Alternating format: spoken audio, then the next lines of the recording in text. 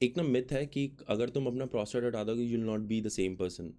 It's a myth, or is it medically okay to remove prostate after say certain age, or they have had the baby?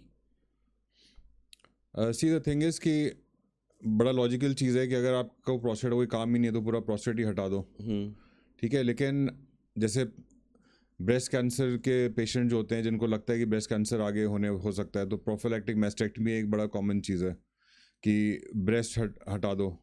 लेकिन prophylactic prostatectomy मतलब कि आपका cancer diagnose भी नहीं हुआ लेकिन आपको बस डर लग रहा है कि कैंसर बन जाएगा बाद में, तो इसलिए मेरे को निकाल देना चाहिए. तो इतनी मेजर सर्जरी बिना डायग्नोसिस के नहीं हम लोग यूजुअली करते.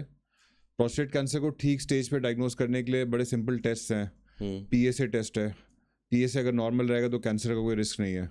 तो अगर आपको इतना ही डर लग रहा है कि कहीं हमारे को आगे कैंसर ना हो जाए, तो एक बड़ा सिंपल ब्लड टेस्ट है कि आप पीएसए टेस्ट करो. वो 2 ml ब्लड को ड्रॉ करके, और किसी भी लैब में वो टेस्ट हो सकता है, कोई रिलायबल लैब में, और 10 घंटे में रिपोर्ट आ जाती है. ज़्यादा एक्सपेंसिव टेस्ट भी नहीं है, 500-600 रुपीज़ का टेस्ट होता है. और रिपोर्ट में अगर पीएसए वैल्यू नॉर्मल है तो कोई प्रॉब्लम नहीं है. अगर पीएसए बड़ा हो तो फिर कैंसर हो सकता है, उसमें भी हमेशा नहीं होता. तो क्योंकि एनलार्ज प्रोस्टेट में भी पीएसए बढ़ जाता है, इन्फेक्शन में भी पीएसए बढ़ जाता है. तो ये सब चीज़ें रूल आउट करके अगर कैंसर ही निकलता भी है तो उसको उस टाइम पे ट्रीट कर सकते हैं. बिना डायग्नोसिस के हमारे को प्रोस्टेट निकालने की नहीं चाहिए. ओके. सो मैं जो इससे एक की कंक्लूजन ड्रॉ कर पा रहा हूँ, the people above 50 years should I think must go for a PSA test. Yes. It's just 500-600 rupees. Yeah.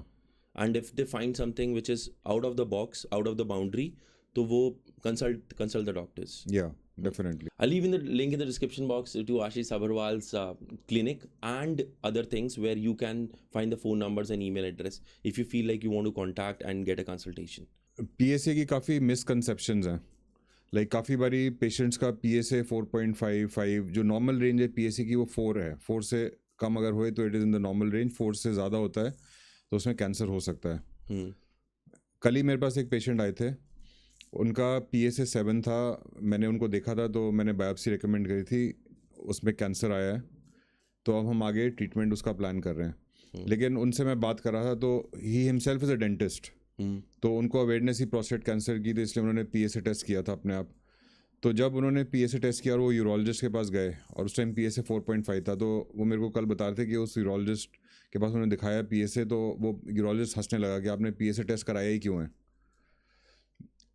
ये प्रॉब्लम होती है क्योंकि काफ़ी यूरोलॉजिस्ट को, जनरल डॉक्टर्स को, इन सबको प्रोस्टेट कैंसर की इंपॉर्टेंस, प्रोस्टेट कैंसर की अवेयरनेस नहीं है. उन्होंने ऐसे हंस के उसको टाल दिया और उनको बोला आप दवाइयाँ लो और उसका मेरे को बाद में दिखाना. सो जब आपका डॉक्टर भी आपको ऐसे बोलता है कि you don't have to worry, तो फिर पेशेंट भी रिलैक्स हो जाता है. फिर कोई सीरियसनेस रही नहीं गई. फिर कोई सीरियस ही नहीं रह गई.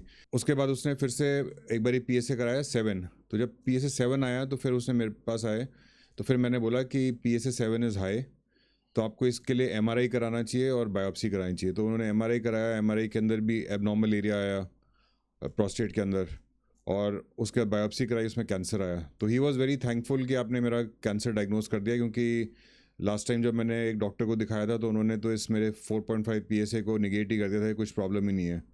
और आप सोचिए कि उसकी एज अभी 53 है. इन्होंने 2 साल पहले जब दिखाया था तब इनका PSA 4.5 था, तो उस टाइम वो 51 के थे. तो 51 से 2 साल में 7 हो गया. कैंसर बढ़ रहा है, मतलब ऑब्वियसली PSA बढ़ रहा है, कैंसर बढ़ रहा है. 53 में और भी कोई इग्नोर कर देता उसको तो 60 साल में क्या होता. ये तो PSA तो एक्सपोनेंशियली बढ़ता है. हो सकता है PSA 20 हो गया होता, 30 हो गया होता, बाकी टेस्ट कराते उसमें कैंसर फैल चुका होता. तो इसलिए अवेयरनेस बहुत ज़रूरी है पेशेंट्स को भी, और इनफैक्ट जनरल डॉक्टर्स को और इवन यूरोलॉजिस्ट को, कि आप लोग कैंसर को इग्नोर मत करो, हाई PSA को इग्नोर मत करो. हमेशा कैंसर नहीं होता, लेकिन हमारे को टेस्ट तो करना चाहिए कि ये कैंसर है भी कि नहीं है. अगर नहीं है कैंसर तो अच्छी बात है, लेकिन अगर कैंसर हो भी सकता है तो उसका फिर ट्रीटमेंट करना चाहिए.